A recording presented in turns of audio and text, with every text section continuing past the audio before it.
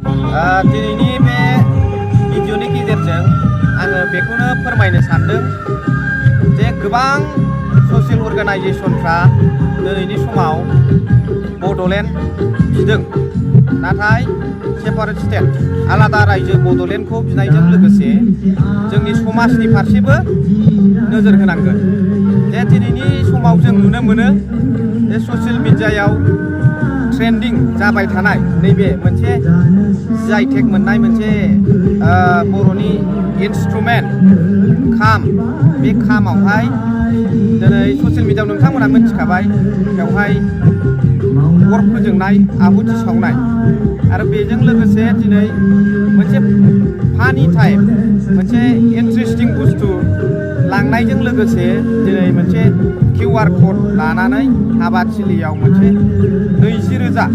20,000 rupees of amount बिनि मोनसे जे जों जाथाय जों नुनो मोनदों, बेखौबो जों फोसाबनो हानांगोन।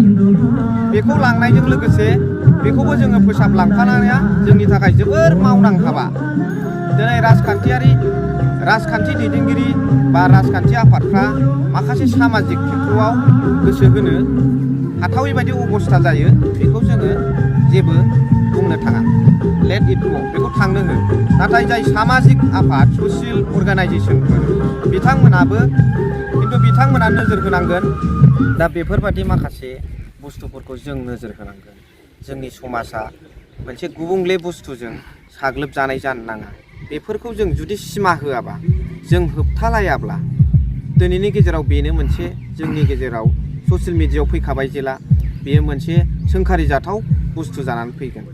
हारिमुखौ लाखिनाय, गावबागाव रावखौ बाहायनाय, गावबागावनि हारिमुखौ लानानै बिश्व दरबाराव जुजिनाय, बेफोर जोंनि थाखाय जोबोद बाख्नायथाव हाबा। दा बेफ्रावनो दिनै जोंनि माखासे दामग्रा देग्रा इन्सट्रुमेन्ट, बर' हारिनि कालचार, हारिमुजों सोमोन्दो गोनां माखासे आरो सामाजिक माखासे बुस्थुफोरखौ जोङो मिसइउस बा बेफोरबादि माखासे गुबुंले, आं इसेबां बुंनो थाङा बेनि सोमोन्दै, गुबुंले लामाजों लांनो नागिरबा जों बेखौ सिमाबो होनांगोन। दिनै बे खालामदों, गाबोन गुबुना खालामगोन, रुजुलायगोन, कम्पेयार खालामलायगोन। बेनिखायनो जों बेफोरखौ होबथालायनो थाखाय आखायाव लानांगौ। बेजों लोगोसे सामाजिक माध्यमाव, सामाजिक नैबे खौरां बिजोंफ्राव, ससियेल मिडियाफ्राव दिनैनि दिनाव बिसेसकरि हिनजावफोरखौल' होननानै लाब गैया। सेंग्रा देरफुनाय लाइमोनफोर, सिख्लायानो जा, सेंग्रायानो जा आरो हौवाफ्रानो जा बा आइजो, हाबा जानाय आइजो बिथांमोनानो जा, बिथांमोनाबो ओरैबादि मोनसे जाथावै जानला मोनला बुस्थुफोरखौ, जानला मोनला भिडिअ हगारनायफोरखौ जाहाथे जों समाजाव जाहाथे बेफोरनि गेजेरजों खहा दाजाथों, बेखौ आङो भिडिअनि गेजेरजों लुबैदों आरो रिकुवेस्ट खालामहरदों जे नैबे मोनसे खोथाखौ गोसो होनो गोनां बाथ्रा जे दिनै ससियेल मिडिया मोनसे इन्डिपेन्डेन्ट प्लेटफर्म, बेवहाय बयबो हगारनो हायो, बाहागो लानो हायो।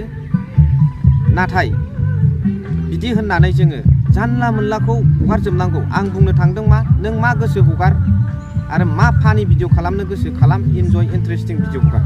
नाथाय नैबे नायथावै बुस्थु, जाय बुस्थुखौ नायोब्ला उन्दै उन्दै फैबाय थानाय इयुन जोलैनि सायाव एफेक्ट जागोन, गोहोम खोख्लैगोन आरो जोंनि समाजाव गोहोम खोख्लैगोन, आं बेखौ अपेनलि बुंनो थाङा। आं मा इंगित होदों बेखौ नोंथांमोना बुजिखाबाय। बेफोरखौबो जोङो एसे सिमायाव दोनलांनो हानांगोन। नङाब्ला फारसेथिं जों आवगायनो लानानै फारसेथिं ओरै दनद्रा खुरबा बे जोंनिनो खहा। बेनिखायनो दिनैनि समाव आङो बे भिडिअनि गेजेरजों जोंनि ससियेल अर्गानाइजेसनफोर जेसेबां दं बिथांमोना समाज बिथिंखौ नोजोर होनांगोन, जोंनि सोरबिथिंखौ नोजोर होनांगोन। जोङो लासैनो ग्रासरुट लेभेलनिफ्राय बे बुस्थुखौ जोङो लांनांगोन, फरा हुनायाव जोङो गोसो होनांगोन। लोंनाय जानाय बेफोरनि भिडिअखौ जोङो गोबां नुनो मोनो। जाहा थाहा गार्देनफ्राव लोंनानै मान सनमान गोनां जोंनि भारतबर्षआव आइजोफोरखौ मोनसे सासे देबिजों रुजुदों, गुन गोनां, आखल गोनां, लोक्षि माइनाव होननानै जों फोथायो। न'खरनि जौगानाया बिथांमोननि आखायाव, आइजोफोरनि आखायावनो होननानै जों फोथायो। बे समावबो जुदि आइजोफ्रा दिनै पिकनिक जानानै लिलि लाला आख' फाख' गावनि मालाबा सोलेर नुजानाय बा माबा मोनसे, बेफोरखौ आङो लोंनाङा बा लोङा बेखौ आं बुंनो थाङाखै। आंहा लोंनायाव जेबो अबजेक्सन गैया, लिमिटआव था लोंब्लाबो आरो लोङोब्लाबो पिकनिकखौबो बोसोराव जानायाव आंहा जेबो बुंनांगौ गैया जे न'फ्राव लोंनानै था आरो लोङोब्लाबो बेबादि मोनसे ससियेल मिडियानि गेजेरजों गावबा गाव माखासे देहानि बाहागोफोरखौ नुलायनाय बा माबा मोनसे बेफोरबादिया जोबोद गावखौनो गाव उसुबिदा खालामनाय जायो आं बेखौनो माबा मोनसे अर्डार आं होनो थाङाखै आंनि भिडिअनि गेजेरजों आं रिकुवेस्टसो खालामनो नागिरदों जे नोंथांमोना जाहाथे बिनिफ्राय एसे गावखौ सोलायनो नाजा आरो जोंनि ससियेल अर्गानाइजेसननि दैदेनगिरि बिथांमोनाबो बेफोरखौ एवारनेस प्रग्राम खालामनायनि गेजेरजों जाहाथे बेखौ लासै लासै सोलायहोयो खेबसेनोथ' हाया लासै लासै सोलायहोयो आं बेखौनो आर'ज गाबहरनानै दिनैनि बे सुंद' भिडिअखौ एसेबां फोजोबबाय थेंक इउ